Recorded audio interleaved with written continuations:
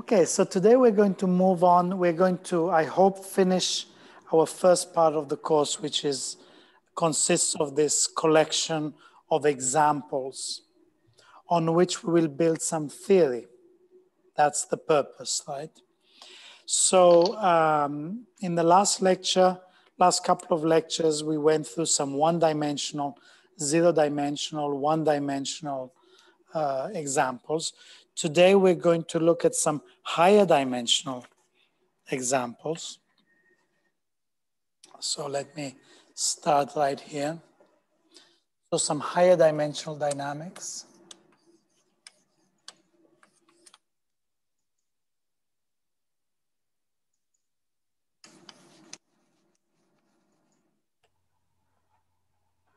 Professor? Yes. We have a question on previous lecture. Yes. On previous lecture, we consider Gauss map, the map 1 over Hs mod 1.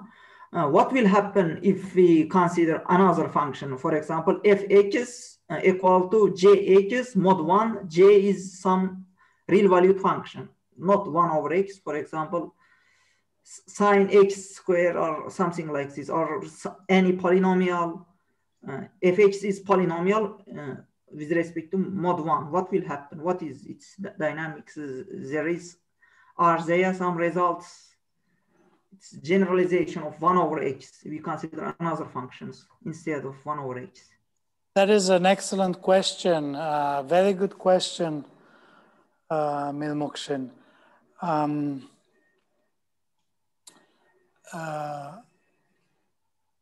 I think pretty much anything can happen. I don't know that there is really a general theory about that. For example, quadratic family, is it considered in this direction, in this manner, h squared plus c? Say we consider this family depending on c. This, maybe we study bifurcations or something of this family. Mod 1 with respect to mod 1, x squared plus c plus mod 1.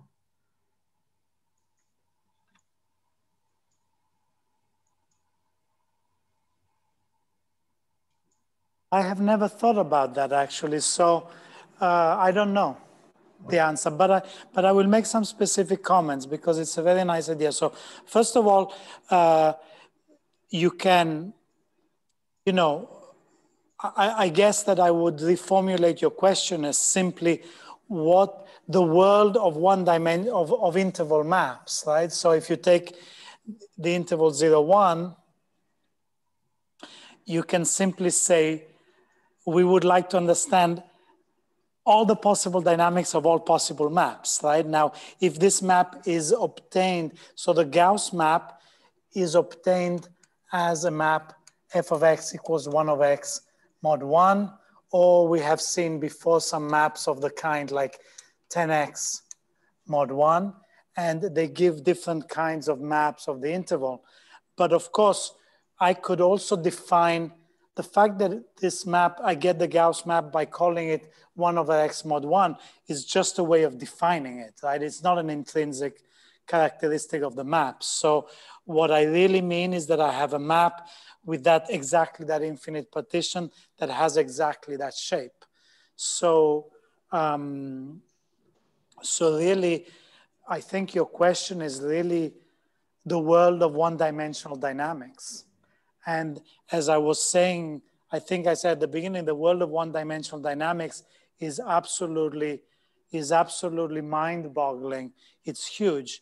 And at the moment, we have looked at interval homeomorphism, right, which are invertible maps of the interval. We've looked at full branch maps, but as you say, we have also interval maps like this, quadratic family.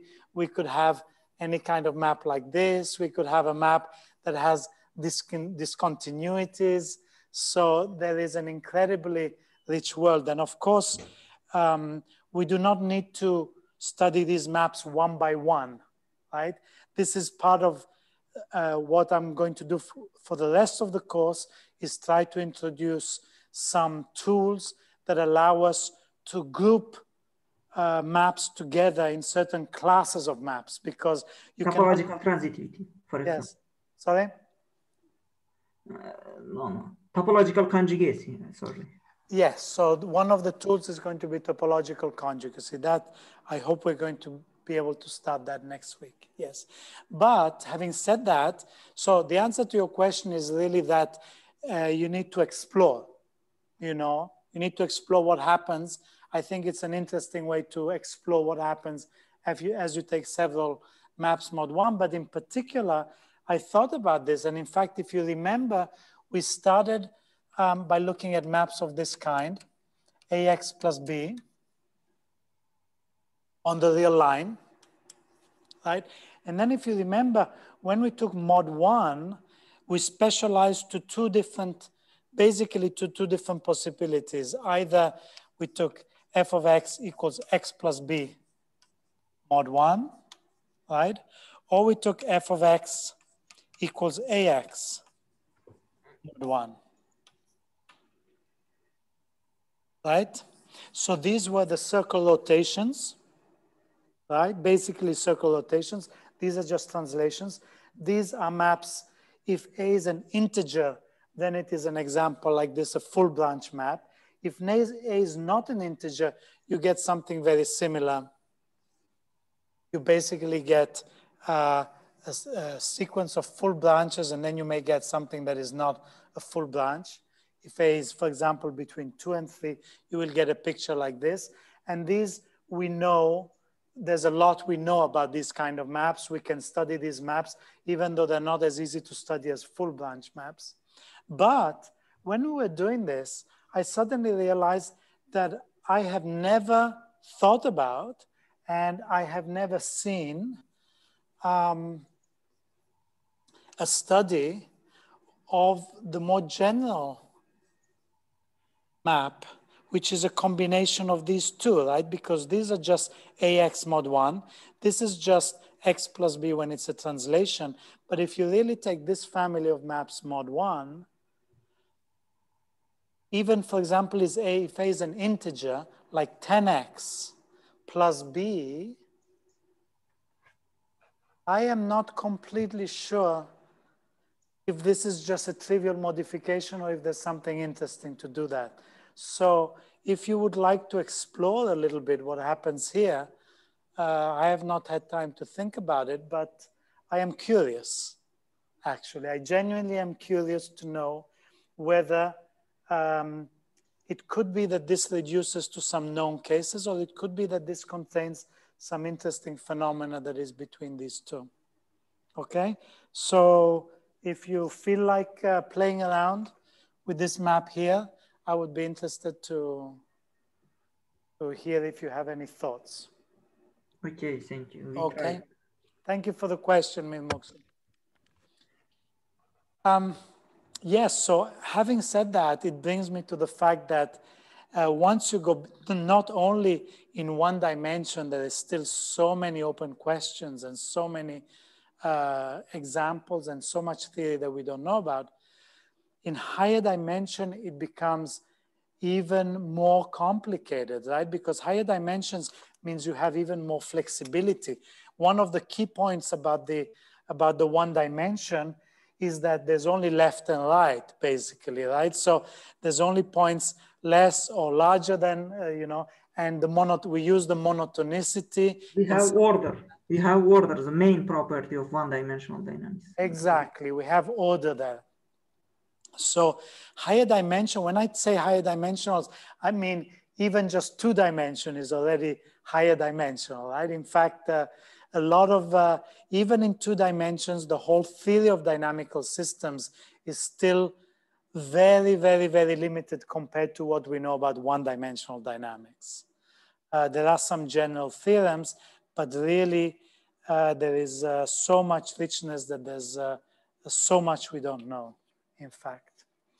And here, therefore, for this reason, I'm going to restrict myself to some very simple examples. So I'm going to talk about 3 kind of classes of higher dimensional dynamics. And the first one is really quite standard. So the only really general theorem. So far we have looked at results where we look at specific maps, right? Specific kinds of maps. And a lot of the theory of dynamical systems is trying to categorize, to put maps into big categories, right? Like, for example, a theorem we proved about interval homeomorphism is going in this direction. So it's not an explicit map. It's saying, okay, whenever you have an interval homeomorphism, you have certain properties, okay? In high dimensional dynamics, it becomes even more difficult to make a general case, but there is one theorem which you probably all have seen already, or you know already, because it's a very fundamental theorem. And it is the case when you have contractions. And so I will give a definition. We suppose X, we have a metric space X with a metric, and it is a complete metric space. So remember, a complete metric space is a space by definition in which every Cauchy sequence is convergent, right? So for example, the whole real line is not compact, but it's complete. The closed interval is compact and therefore it's complete, but the open interval, for example, is not complete because you may kind of converge to zero, but zero is not part of your space, right? So we have a complete metric space, and we say that F is a contraction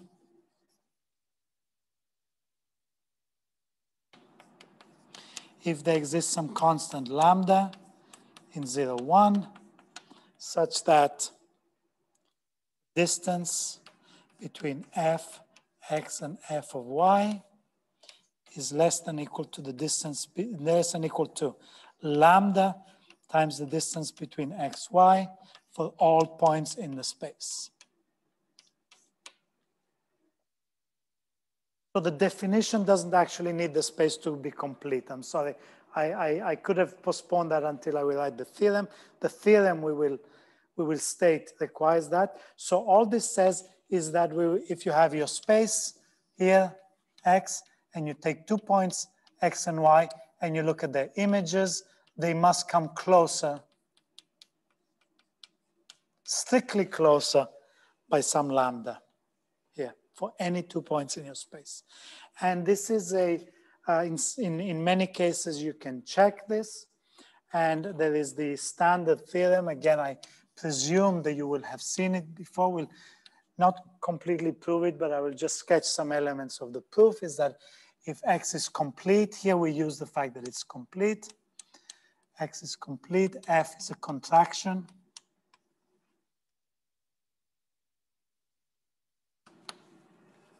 We can't see it.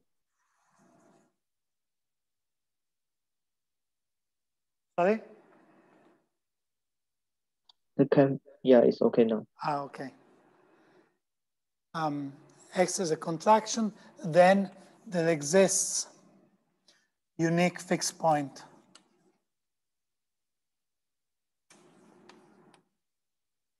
P in X.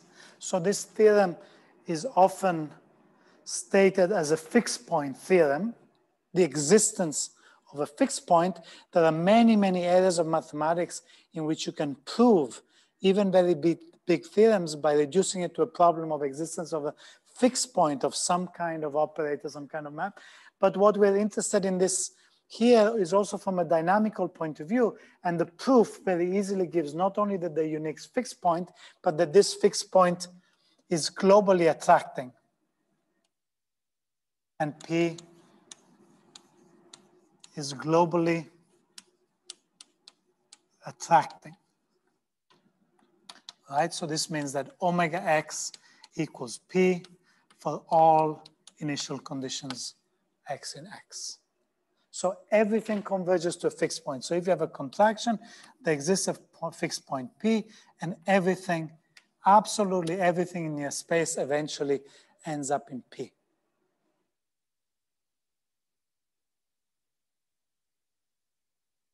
So this is one of the reasons why it is so widely applicable is just because the assumptions are so general, right? It's just a complete metric space. It doesn't use anything about F being invertible, non-invertible. It's just a contraction. Is the only thing if you can check that all points. And the conclusion is a very simple but remarkable conclusion that everything converges to a fixed point. So I will not prove this theorem because probably many of you have proved it before, though I will give in the exercise to prove some parts of it. It's very easy to show that there cannot be two fixed points.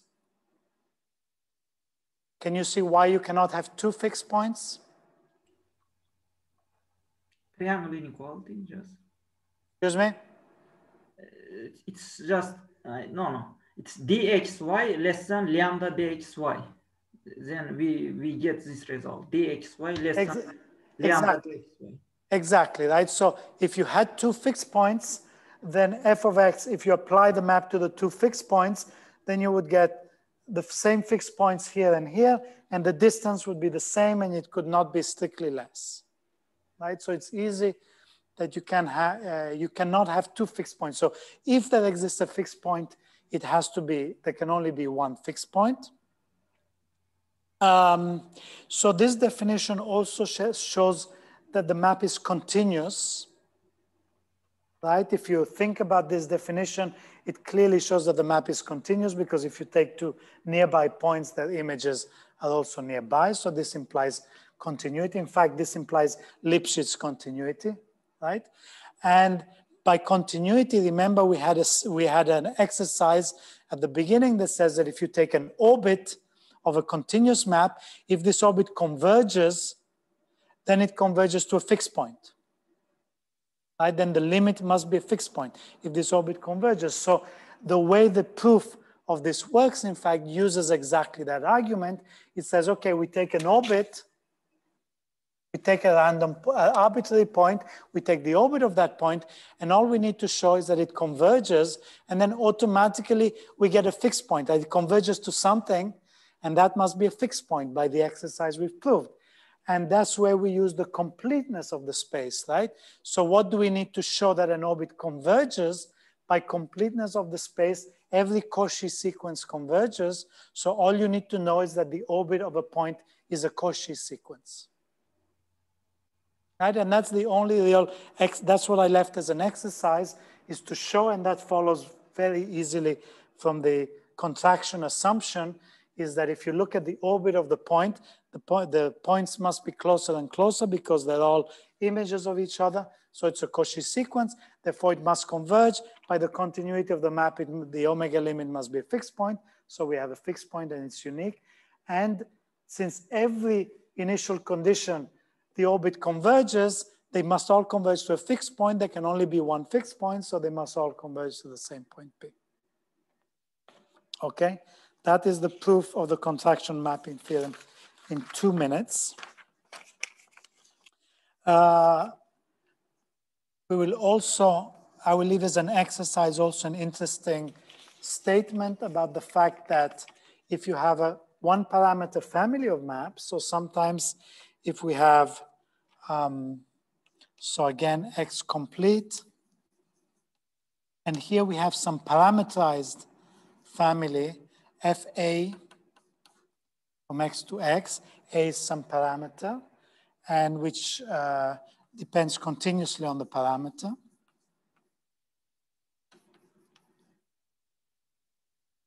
On A, and each F of A is a contraction for some uniform constant lambda. Okay, then that means that for each parameter you have a fixed point. Okay, so then fixed point P of A that depends on A, fixed point for FA depends also continuously on the parameter A.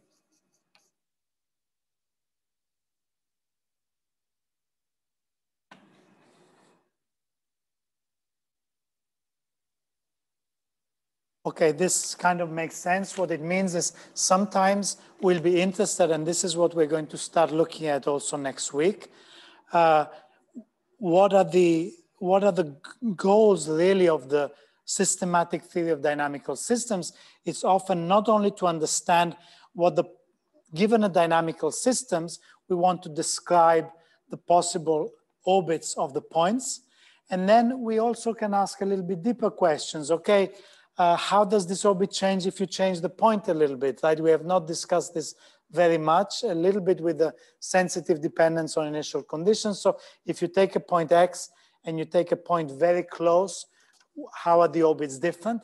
But also, what if we change the system a little bit, right? What if we change the map a little bit? So when we have an interval homeomorphism or diffeomorphism, it's we change the map a little bit, how does that change? These are the kind of questions we're going to ask starting from next week. And this is already one answer in this case, is that it doesn't change very much, right? If you have a contraction and you change it a little bit, then the fixed point is just going to change a little bit. So everything is still converging to a very nearby point. So things don't change very much.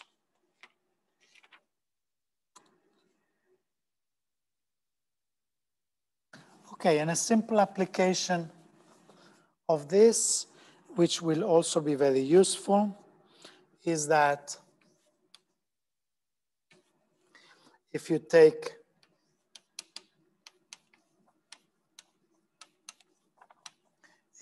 a C1 diffeomorphism, and we suppose that the derivative of f is strictly less than lambda less than 1 for all x, the point x,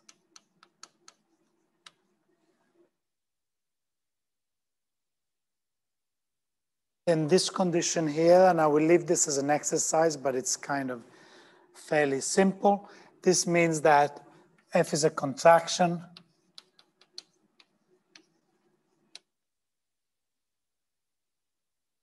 and therefore it has a unique globally attracting fixed point. So this is one example of the way you can check if you have a particular map, if it's differentiable, then the derivative, the norm of the derivative is always less than 1. Then you can check this. So this is one of the examples of the applications. And there is also a local version of this. So now if f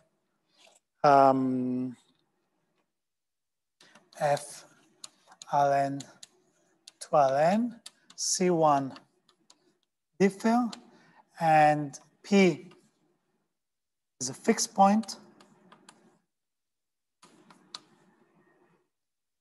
and df of P is less than 1.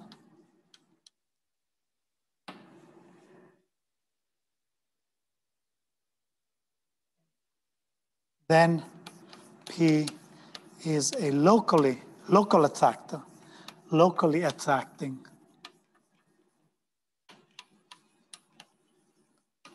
fixed point.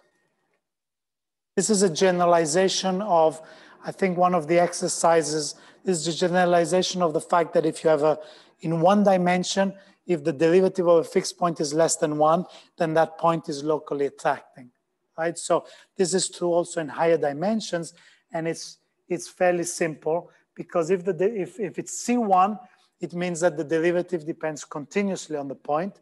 So if the norm is less than 1, then there is some neighborhood of P in which the norm is always less than 1, and you can use this to show that it's a contraction in that neighborhood, and so everything has to converge to this fixed point P in the neighborhood. We consider ball neighborhood. It's important. The neighborhood will be convex at our ball. This is a neighborhood. So locally attracting, the definition of local attracting is that there exists a neighborhood on which it's attracting. So there always exists a neighborhood of Rn. If we take ball, then it's easy showing that it's preserves under F. If we take ball, then it always preserves. Yes, under yes, F. Yes. You can take a ball. You're allowed to take a ball. Yes. Yes.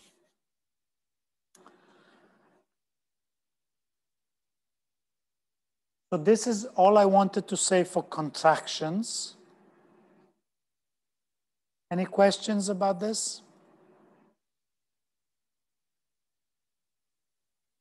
There shouldn't be anything too complicated. You should make sure that you know the proof of this. So this one, this proof of this proposition, I will put in the notes. It's just a few lines of calculations. I think it's not that easy to work out for yourself, although it's just basically a calculation, but I will put it in the notes that I will give you.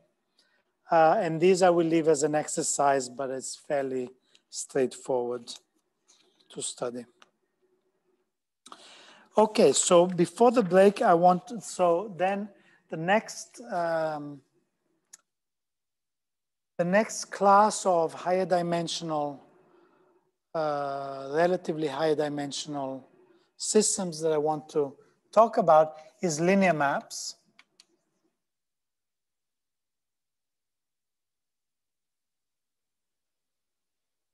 So again, linear maps are also what we started with in one dimensions, right? In one dimension, it's just AX mod 1. We did it a little bit more general, AX plus B, affine maps, but in particular, just f of x equals AX is a linear map. And they're the simplest, if you want, in one dimension. They're also the simplest specific maps in a higher dimension. I'm only going to do a couple of very simple cases because you actually, I'm sure you have all studied a lot. Most of the results about linear maps are just consequence of results from linear algebra. In fact, linear algebra really should be studied in a course in dynamical systems because it gives so much more motivation and richness to very abstract concepts like eigenvalues and eigenspaces, as we shall see, they come in here. But so let me talk about two different classes of linear maps. Let's just talk in 2 dimensions here, right? And let's talk about, first of all, diagonal matrices. So suppose we have a matrix A equals lambda 1, 0, 0, lambda 2. Okay, so this defines a linear map from R2 to R2. This becomes a linear map from R2 to R2, right? Where we take A applied in some point in R2, xy, xy, and this gives lambda 1 x, lambda 1 x, lambda 2 x, lambda 2 y, okay? And if you compose diagonal matrices with itself, right, a to the power n, then diagonal matrices, you just get lambda 1 to the n, lambda 2 to the n. So if you have an initial condition x0, y0, then you just get lambda 1 to the n, x0, lambda 2 to the n, y0. So this is particularly useful if you have a diagonal matrix like this. In fact, in higher dimension, it's exactly the same, okay?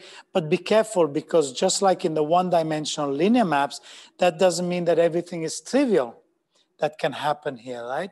So of course, now the dynamics depends on the values of lambda 2 and lambda 1 and lambda 2, right? So we have lambda 1 and lambda 2 can be any real numbers, right? And what this means is that if we have here our copy of R2, so we have here our point x naught, y naught, which has coordinate x naught and y naught. And so what happens here, you can see that as we iterate, we are going to get a point whose coordinates are given by lambda 1 x naught and lambda 2 y naught, right? So these two coordinates behave independently. And of course, as we saw, each one of these is just a one-dimensional linear map, right? This is just the corresponding A. So if you remember the classification, of course, if lambda 1 is less than 1, then this is going to go to 0. What this means is that this coordinate is going to go to 0, right? If lambda 2 is less than 1, then this coordinate is also going to go to 0. In which case it means that this point is going to converge to 0. If lambda 1 is bigger than 1, then x0 will be converging to infinity here, the coordinate of x0. And if y0, if lambda 2 is less than 1, then this coordinate is going to 0, this one is going to infinity. So you may get something like this, okay?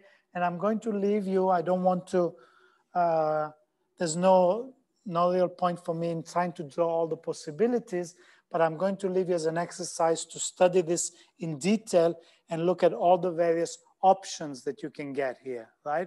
It's really just a combination of the two one-dimensional maps, because here you can get lambda 1 may be equal to 1. For example, if lambda 1 is equal to 1, then you can see that this line is invariant, right?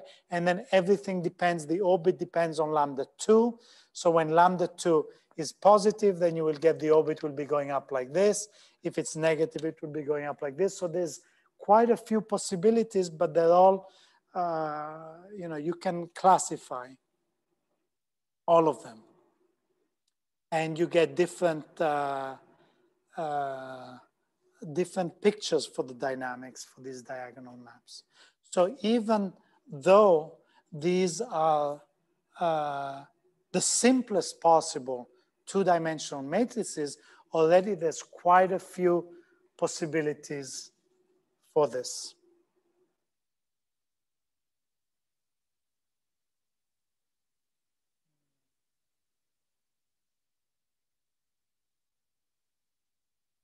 Okay, so what can we do beyond the diagonal matrices? So you can generalize. In general, if you know that if you have a general matrix,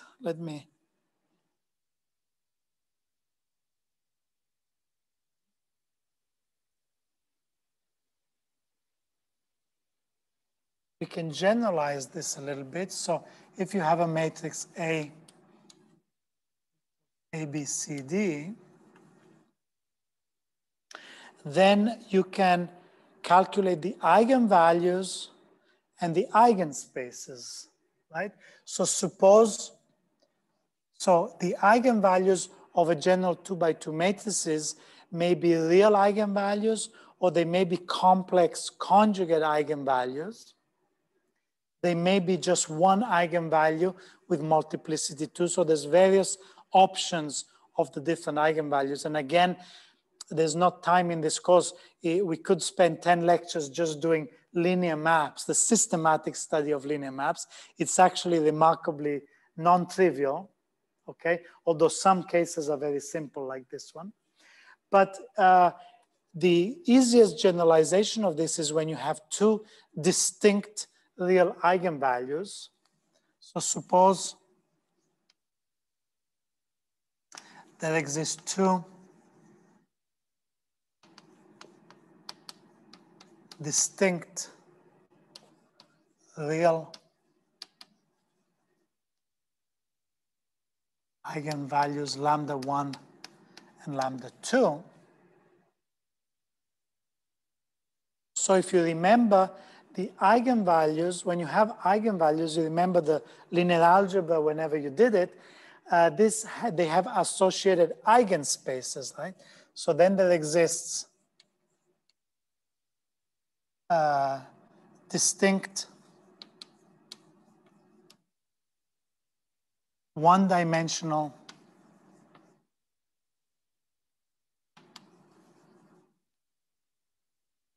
eigenspaces, E1 and E2. And if you remember, the eigenspaces have the property that A, so if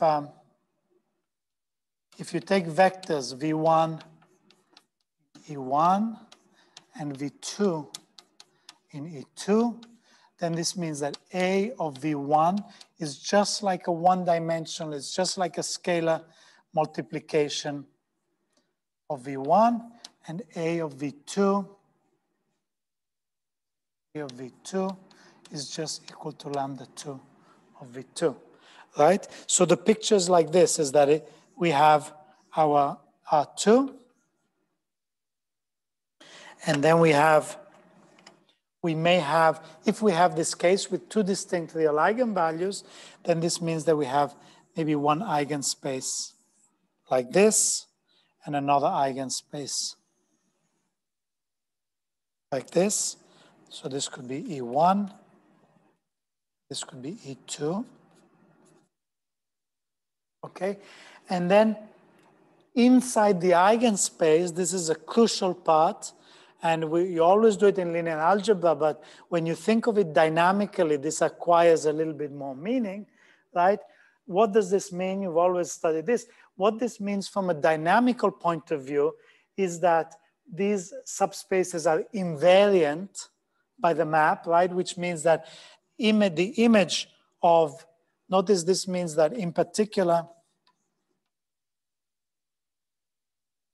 A of the subspace E1 is equal to E1, and A of the subspace E2 is equal to E2. So from a dynamical point of view, these two subspaces are invariant by the dynamics.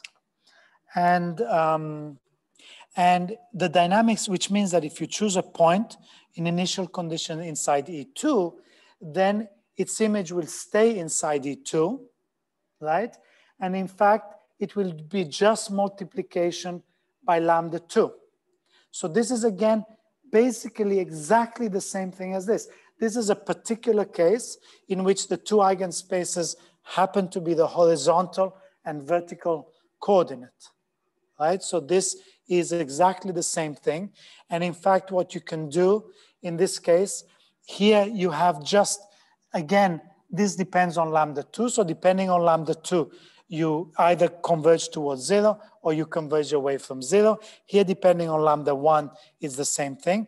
And then you can write every point here as a, in this basis. In principle, you can use these two eigenspaces as a base for R2, and you can write every vector here as a sum of two vectors inside the eigenspaces, like V1, V2.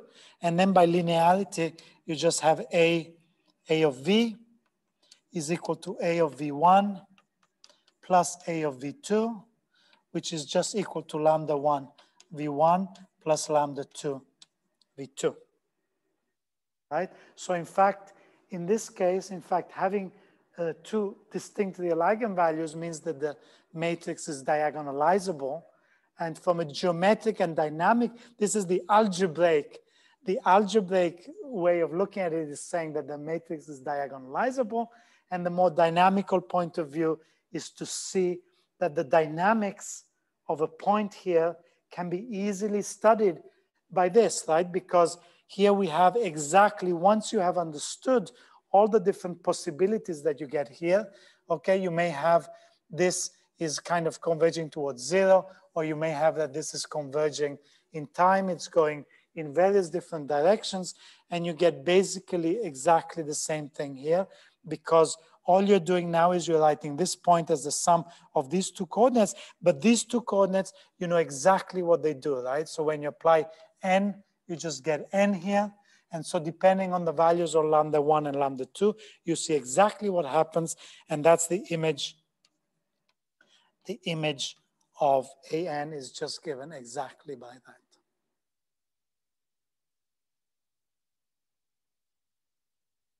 Any questions? Okay, so this is possibly familiar to you. Again, I will ask you to think about this you know, to try to, I really encourage you to try to draw some pictures and to explore. Let's just do one example of this because I will want it later actually. So,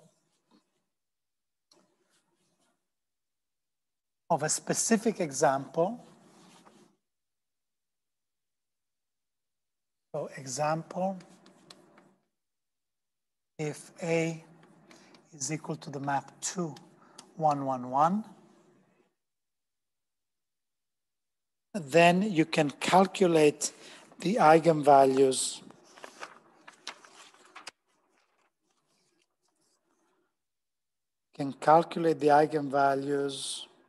which should be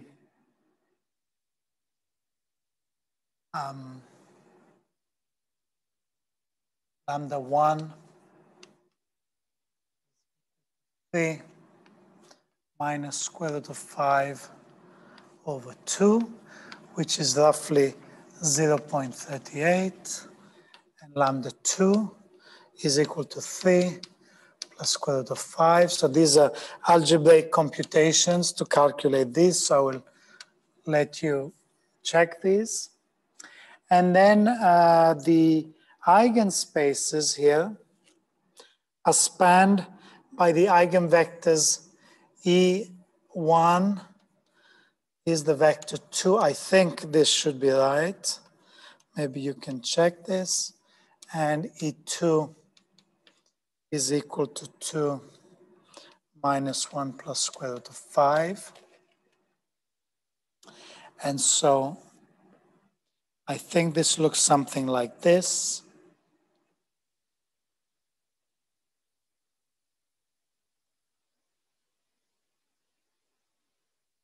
I believe in this case they are orthogonal by coincidence. This is a particular example in which they're orthogonal, but they're not horizontal and vertical.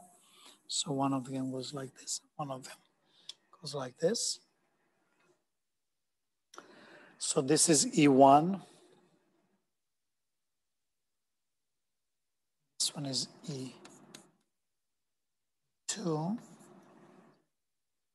And so since I wrote this example and since actually I'm going to do something after the break, I'm going to do something interesting with this example.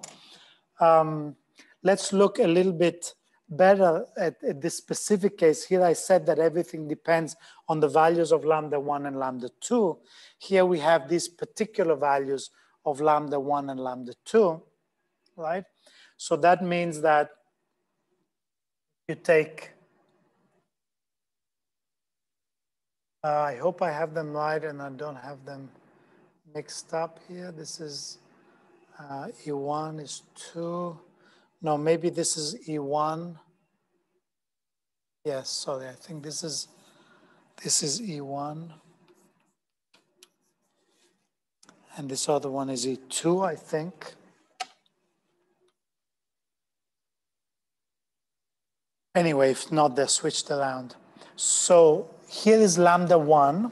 So what does that mean if I take a point here? What is it going to do if I take a vector B1 and E1? Then I have that A of V1 is equal to lambda 1 of V1, right? Which is equal to 0.38 V1, right? So that means that it's a contraction by a factor 0.38, right? So this will go down to here, right? And then, of course, a n V1 is lambda n. This is 0.38 to the n. So it gets smaller and smaller very quickly. It is contracting and it is going towards 0, right? Whereas here, if I take a point here, if I take a vector in E2,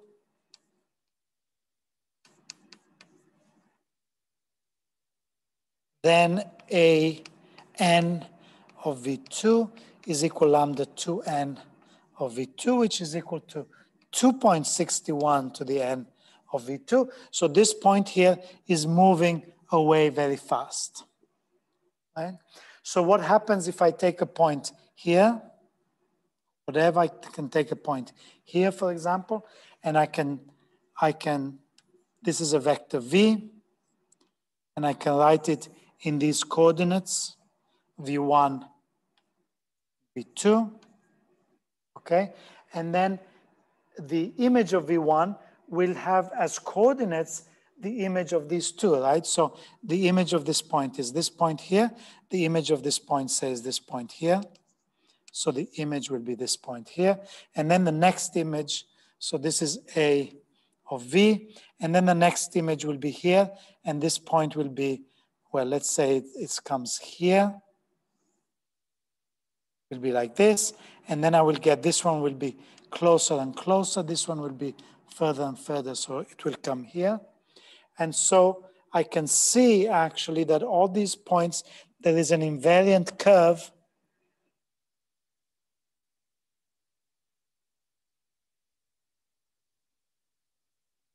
Okay, this is converging that axis.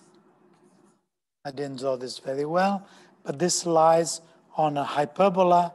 Actually, all this orbit lies on a hyperbola. There's an invariant curve here for this map, and these points falls along this curve, right? And the points are kind of going in this direction in some sense as you iterate. And the same thing, if you take a point here, it will move along this curve. If you take a point here, in this direction, they're moving towards zero. In this direction, they're moving away. So you get this kind of picture here. This point, they're moving away, and this point, they're moving. So we have a situation in which this is a fixed point, right? So yes, maybe the thing I forgot to say that I should say is that this is a fixed point. So in a more general case, 0 is always a fixed point when we take a linear map. If lambda 1 and lambda 2 are both less than 1, if their absolute value is less than 1, then it means that all the points here are contracting towards 0 in forward time. All the points here are contracting to 0 in forward time. And therefore, every point is contracting towards 0 in forward time because this point here is following its coordinates, right? So it's contracting towards 0. So in that case, 0 is a globally attracting fixed point. If the absolute value of lambda 1 and lambda 2 is bigger than 1, then they will be moving away. In both coordinates, this will be moving away, this will be moving away. So even if you take a point very nearby, they will be moving away. So this will be a repelling fixed point. So these two cases are almost the exact analog of the one-dimensional setting when you have a absolute value bigger than 1 or less than 1. But in 2 dimensions, you have this extra possibility, which is that one of them is less than 1 and the other one is bigger than 1. Right? This is one of these cases that you can explore. And then you get this interesting phenomena in which in one coordinate is going to 0, the other one is going to infinity. And so you see that points are moving close. They're moving towards the origin and then away from the origin again. If you start very, very far up here, then they're moving very close because this is going to 0, but this is going to infinity. So it's moving like that.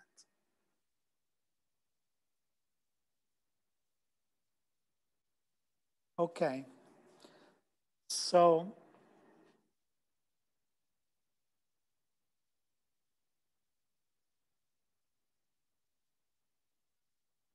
any questions?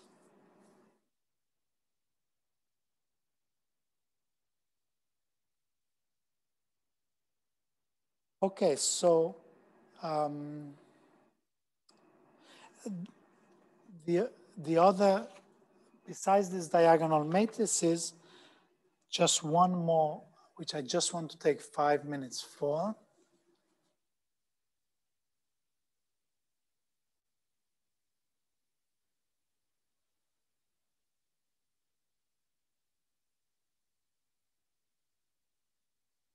Okay, matrices with complex eigenvalues, and I'm just going to do one particular case.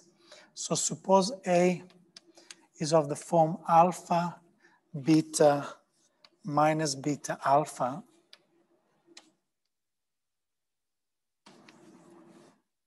But this is a very particular case, and maybe some of you will recognize it from linear algebra. So if you apply the map A to a vector, A of V1, V2 is just equal to alpha V1 plus beta V2 minus beta V1 plus alpha V2, okay? And it turns out that to understand the dynamics, this is not something we can explore so much because it's certainly not easy to see unless you see it. It just turns out that this is the same thing. If we look at the real line R2, okay, and we identify, sorry, so maybe it would have been easier. Let me use X and Y here, because it's just easier for what I want to do, but it's the same thing, rather than thinking of these as vectors. So this is a point X, this is coordinate X, this is Y, this is the point XY. So I'm going to identify this with the complex plane. And so I'm going to write this as the point X plus IY. Right? If you identify this with the complex plane, you can identify this with the point X plus IY. And then if you do this, miraculously, you can actually write the action of A as a multiplication by the complex number. If you write X plus IY, and you multiply this by the complex number alpha minus I beta, then you will get the complex number. If you do this calculation, you will get alpha X plus beta Y plus I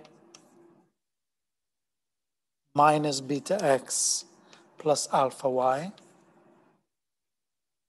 which is exactly the number that you get when you apply A, right? This point here in R2, if you multiply, if you write this point on the plane R2 as a complex number, and you multiply this number by this complex number, then what you get is a complex number that coincides on the plane exactly with the point that you get when you apply the matrix A, okay? It just so happens like that. So the applying A is the same thing as multiplying by this complex number. So applying A many times is just like multiplying this vector by this complex number multiplied by itself many times.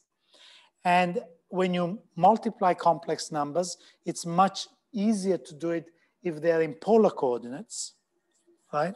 So you can write this complex number in polar coordinates.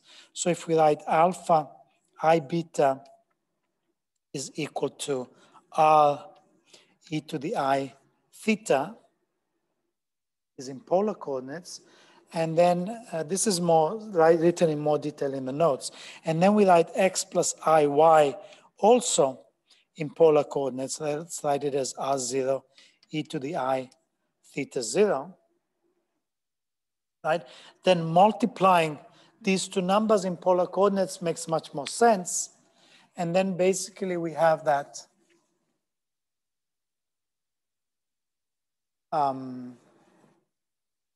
so the action of A on some point XY, okay, is the same thing as multiplying, okay, alpha minus I beta times X plus IY. Let me write it kind of like this to show that we're going into complex, we're using the complex identification here. And this is like saying that we're multiplying R e to the I theta times R0 e to the I theta 0, right? And this is equal to R times R0 e to the I theta plus theta 0. But most importantly, it's very easy now to multiply iterates, to look at iterates, right? Because then this is just this iterated, this to the power n, and this to the power n is much easier in polar coordinates, right? Because it's just n theta n. And so here we have Rn, and here we have theta n. Theta n.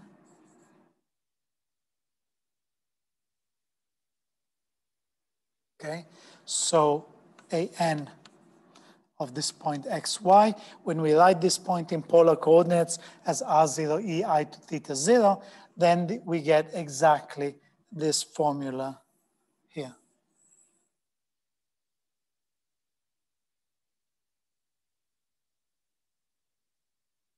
And now this formula, again, will depend on r and theta, right? So of course, the dynamics of this map will depend on alpha and beta. Alpha and beta will determine r and theta completely, right? R and theta are explicit functions of alpha and beta, so they depend this. So now the dynamics of this linear map depends on r and theta, right? And of course, you can see here exactly how it depends, because r0 and theta 0 are fixed once and for all.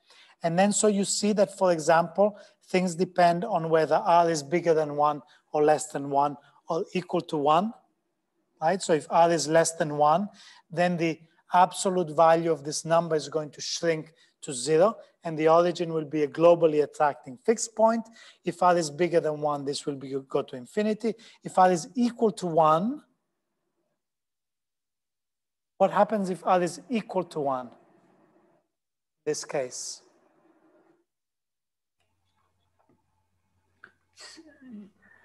Rotating. That's right. Yes. So if r is equal to 1, then r to the n is always equal to 1. And the only thing that changes is this theta n. And remember that this argument of this exponential is the angle that this is doing, right? So what this is saying is that this is a vector at the distance from r0, which is fixed from the origin, right? So the images of this point will always be on a circle of radius r0, right? R0. And what will they be doing? They will start with this angle theta 0, right? And then they will add theta, theta 0 plus theta, and then theta 0 plus 2 theta. And what does this remind you of? If theta 0 over 2 pi is irrational, then all orbits is dense. So this reminds you of circle rotations that we've already studied, right? Exactly. So amazingly, these circle rotations, we find them again inside linear maps, which initially circle rotations seem to have nothing to do with linear maps, right? But we find them in linear maps. And then, so I've left as an exercise. I'm sorry that today I'm going a little bit fast because these would deserve to spend a little bit more time, but I think, you know, the basic mathematics is probably familiar to you, and you really just need to spend some time going through this on your own. But I've given you the fundamental elements here, and what you really need to do is look now, make sure you understand how we get this, make sure you understand how we get this picture or that picture, and look, depending on your choices of r, r0, theta, theta 0, all the possibilities that can occur. Okay, and you either get this rotating or you get it spiraling inwards if r is less than 1, or spiraling outwards if r is bigger than 1. Okay, so there's one more thing I want to do, but let's take a 5-minute break and then start again, and we'll try to finish on time. Okay, see you in 5 minutes.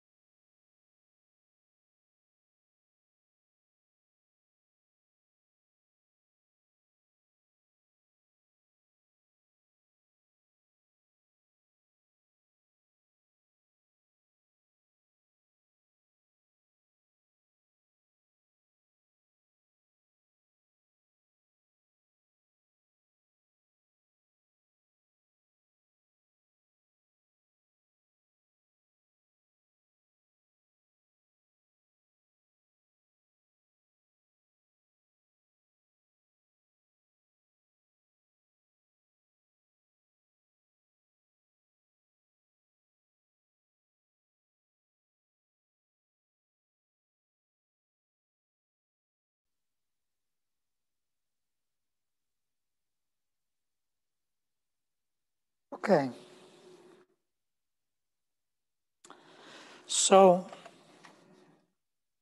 what I want to do in this last 25 minutes, what I want to do in these last 25 minutes is something very interesting that follows on from what we've just done in a very parallel way to what we did right from the beginning when we studied the one-dimensional linear maps.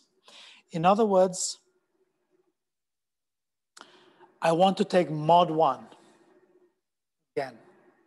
This was a very successful enterprise that we've discussed a lot, starting from f of x plus b, f of x equals ax plus b. So can we do that also for linear maps, right? So I guess this section would be the third section. I'm going to call it torus. No, what do I call it? Linear maps. T2. So T2 is the torus, and T2 is what is the space you get, is the kind of generalization of the circle to 2 dimensions, right? So T2 is R2 over Z2, which means that you take mod 1 in both directions, right? So T2 means that you take is what you get when you identify, should be.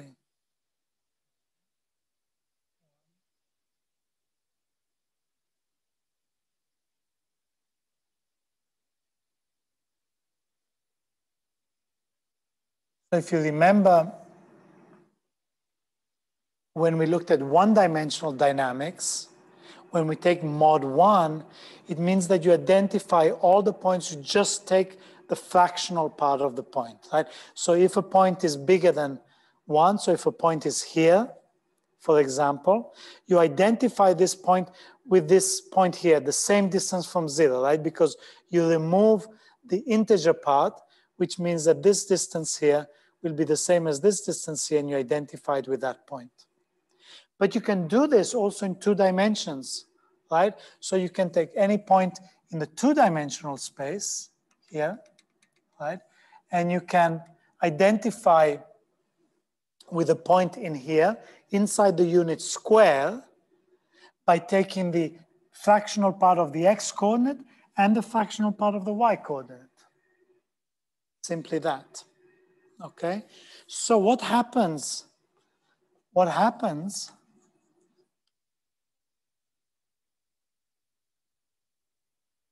if we study, if we let, right, so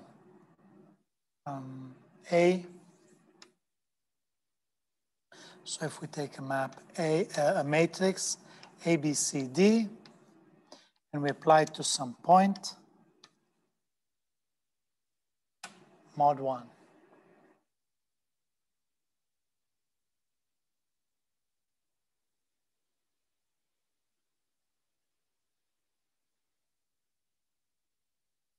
We have a linear map of R2,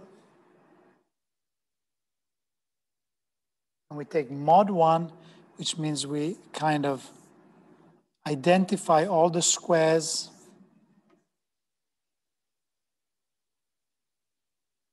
with this square here. So if we take a point, it is moving out, and then every time it moves out, we bring it back, and then we look at where it goes, and then we bring it back, and so on. So in the one-dimensional case, we got some very interesting things happening there, right? Because we got this full branch maps in particular.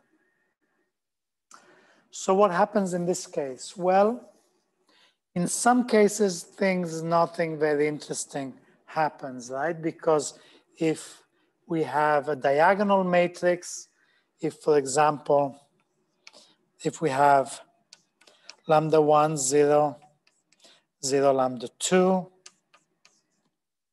x, y, this goes to lambda 1x, lambda 2y.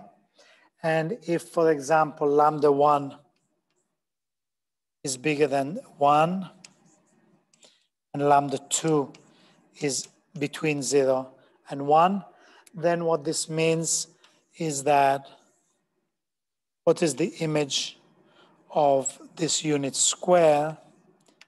So we need to start with a point, this is the point 1, 1. We need to start with a point in here, right? And then what this is happening here is that this is taking all the points in the unit square and it is multiplying the x coordinate by some number bigger than 1 and the y coordinate by some number less than 1. So before we take mod 1, this gives us something like this. Sorry, this was not very good.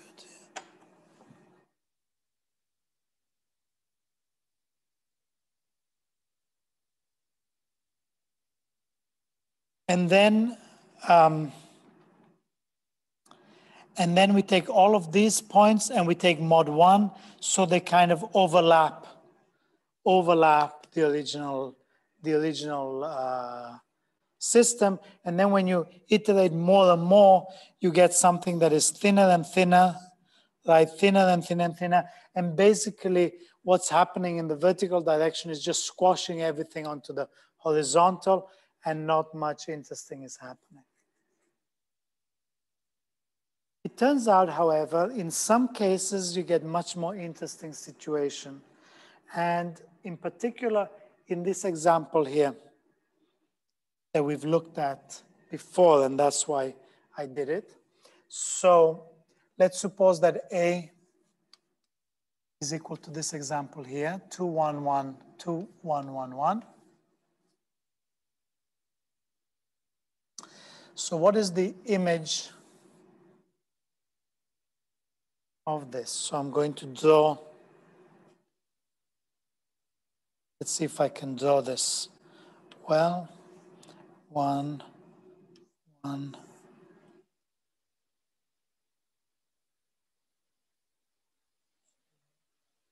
So there's a reason why I'm drawing this grid, right? Because this is the square, this is the torus, right? And we have these sides are identified, and each of these squares is identified with this one, right? So if you take this point here, it has a certain position in the square, and when you take mod 1, it means you're taking the corresponding position in this square. So let's see what happens when you apply A to these endpoints, to these 4 vertices of the unit square. Then you get A of 0, 0 obviously is 0, 0. So 0, 0 is always a fixed point. A of this point here, so this is the point 1, 0. So what is the point 1, 0? So this is 2, 1, 1, 1 times 1, 0. This gives 2, 1, 2, 1. I think if I'm doing the calculation right. So this point here goes to this point here. And A of 0, 1, which is this point here. This is equal to 2, 1, 1, 1 times 1, 0. This is equal to 0, 1. It should be 0, 1. Where should be, sorry, thank you very much, Unai, thank you. 0, 1, thank you. Otherwise, I would have made mistakes here. So 1, 2 times 1 and 1, correct. And then A of 1, 1 is equal to 2, 1, 1, 1, 1, 1. And this is equal to 2 plus 1 is 3. And 1 plus 1 is 2. if I have done this calculation correctly.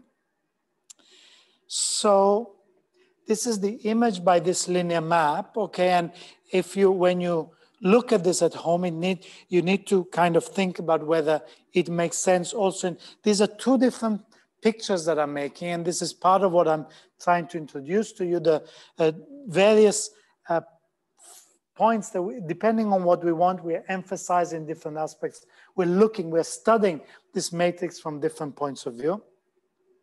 So now we're interested in studying the dynamics of this mod 1. So we look at the image of this. So 0 stays in 0, 1, 0 maps to 2, 1, which is here, which means that the segment 0, 1, right, maps to the segment between here and here, right? Because if this is a linear map, so if 0 maps to 0, 1 maps to this, it means that this segment maps to this. So the bottom side of this square maps to this. The point 0, 1 maps to the point 1, 1, which is here, okay? Which means that this segment here maps to this segment here. And then the point 1, 1 maps to the point 3, 2, which is here, right? Which means what? Which means this point maps here. This point here maps here, right? So this means that this side of the square maps to this line, and this side of the square, so 1 maps to this point, this maps to that point, so this side of the square maps to this point, so they map to these points here, right? So this takes a little bit of attention, a little bit of care to draw this picture. Now, so you get a quadrilateral, right? So you get that this square, if you take this matrix here, it maps to this. Now, what happens when we take mod 1? What happens when we take mod 1? So some part of the square maps already inside the unit square, so we don't need to do anything, right? If you take a point inside the unit square, its image is inside the unit square, nothing happens. But these points, there are some points in the square that map outside, and so we need to take mod 1, right? So we need to identify, you need to take these areas. Let me try to draw some pictures here. So we have 4, this picture is really consisting of 4 different sections. This one, this one, right? Then we have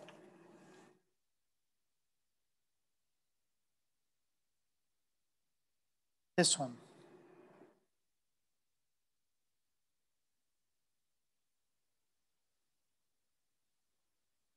So what happens when we take mod 1? Where does this go? So when we take mod 1, basically it means that you need to look at this square, you need to identify this square with this square, and then we just need to draw exactly the shape, but here, right? So you can see that this is just going to be, so this has a certain length here, which is more or less this, right? And then it will be more or less something like this.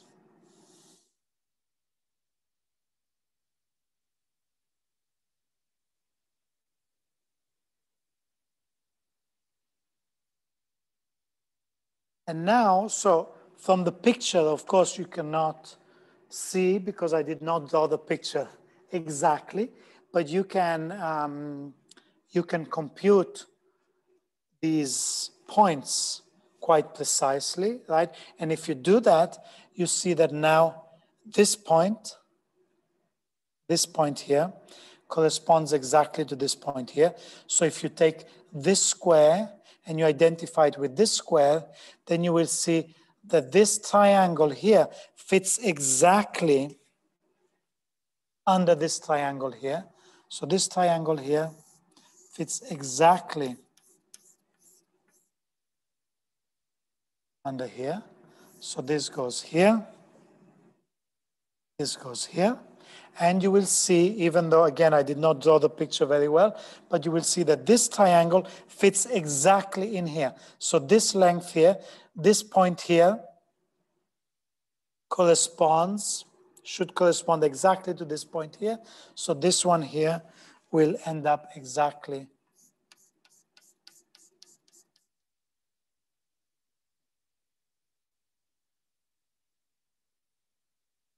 So this is also related to the fact that the determinant of this matrix is 1, right? The determinant is 2 minus 1 is 1. And if you remember, the determinant of a matrix tells you the area of the image of the unit square, right? The unit square has area 1.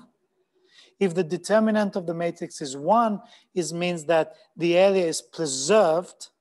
So when you apply this matrix to some geometric figure, the area of the image will be the same because the determinant is 1.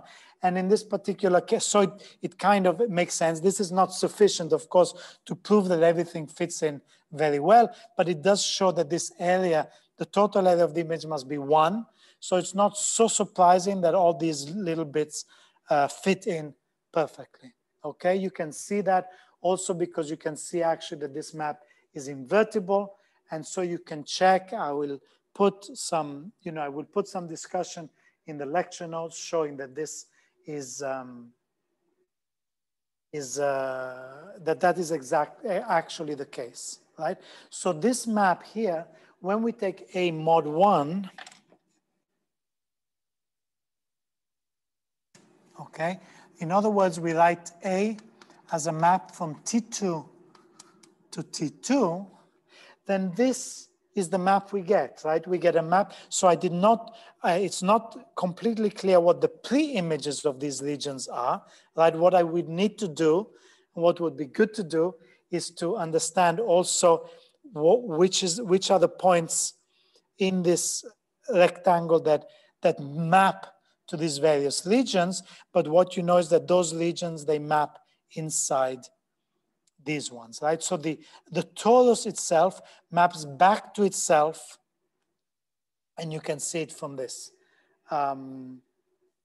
Okay, so what would be good perhaps in this picture is before I took these and I brought them back, it would have been interesting to identify which parts of the torus map to the yellow region, because that is some region of the torus which then maps to here. Then there's some different part probably. So this is the image of this. So there is some region here that maps to the red part and then maps here and so on, right? So there is a certain way in which the torus is divided, and these regions get mapped again inside the torus in this way. So why is this interesting? Well, it turns out that the dynamics is very interesting. So you can, besides in the notes, I will just put a few things, but this is a very famous map. This is sometimes called the cat map, or sometimes it's called Arnold's cat map. Arnold was a Russian mathematician, a very, very, very famous mathematician, who studied in particular this map, and this in the 1960s, I would say 1950s, maybe even 1960s. And this became really a model for a lot of theory of so-called hyperbolic dynamics, for reasons that will become a little bit clearer as we understand the connection of this. But so what I would like you to do, that I will write in the notes and the exercises, is to review this definition of this map. And then I will put some guided exercises that will prove some properties of the dynamics of this map. So we will show a theorem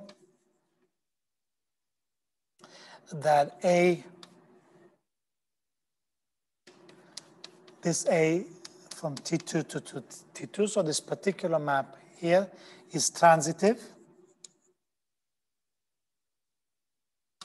So you remember transitive means that if you take any two open sets, if you take one open set, it eventually intersects any other open set. In fact, it is also mixing, but that is a little bit more difficult to prove. So transitive is relatively straightforward. And the set of periodic points, so the set of periodic points of A is dense in T2.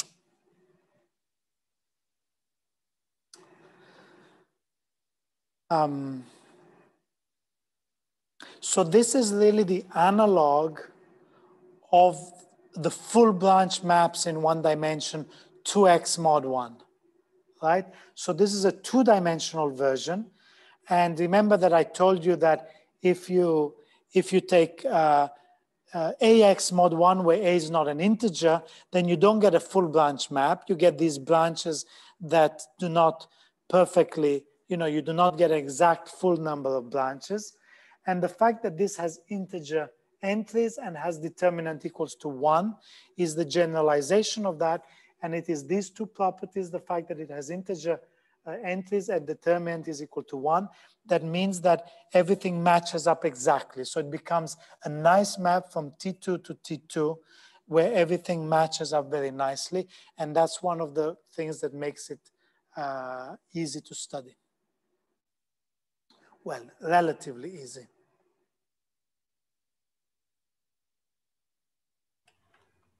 Okay, so don't worry. I will give this as an exercise, but I will give the various steps that you need to go through the exercise and to prove it. And I think it is kind of a better way also for you to do that rather than me trying to go through it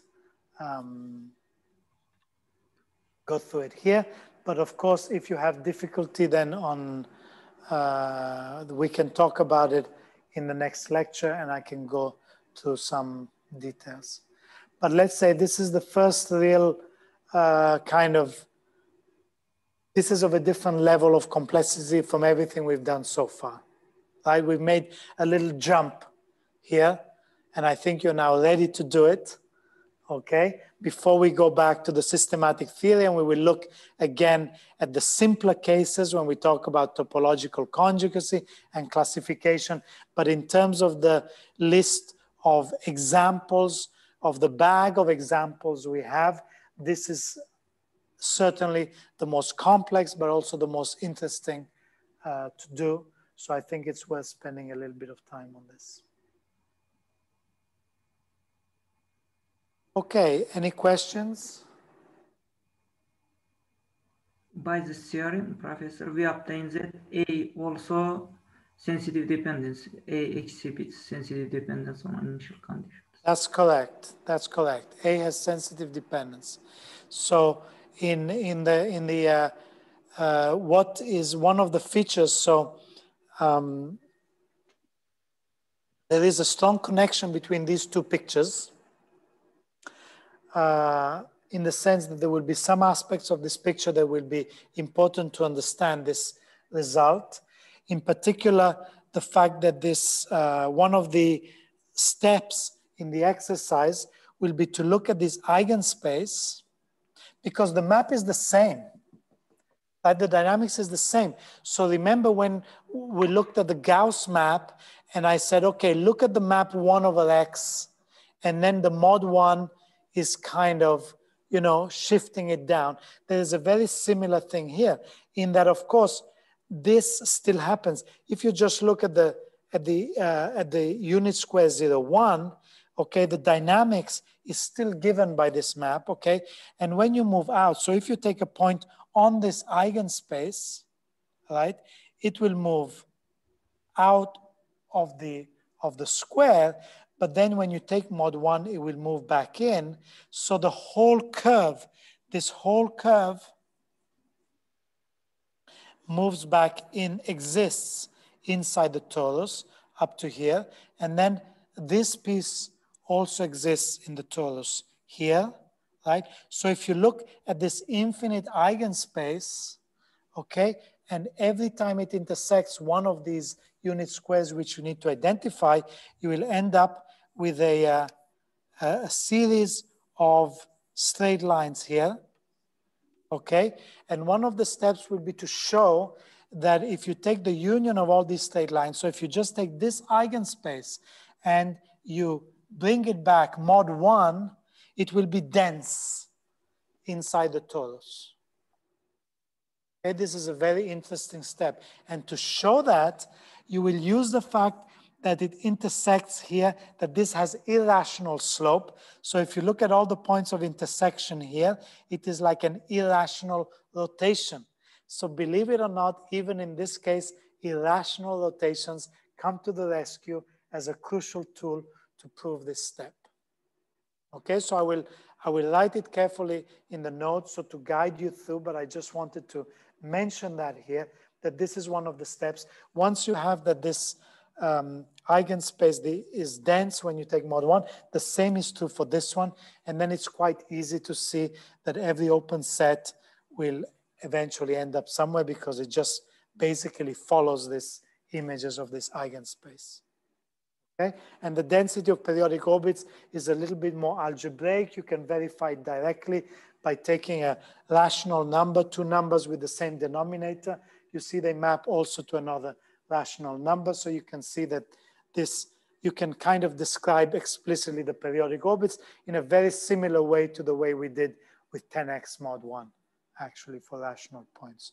So the approach that we've done, both the uniformly expanding maps, 10x mod 1, and also the rational rotations, they come together for us to be able to understand the dynamics of this map here.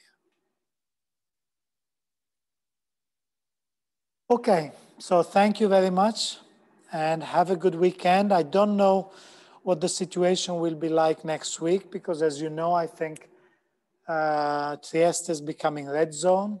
So I might, I'm not sure if I'll be able to teach from here or from home. But anyway, I'll see you on Zoom. Okay? Professor, thank you. Okay, thank you. Bye-bye. Thank you. Bye. Bye.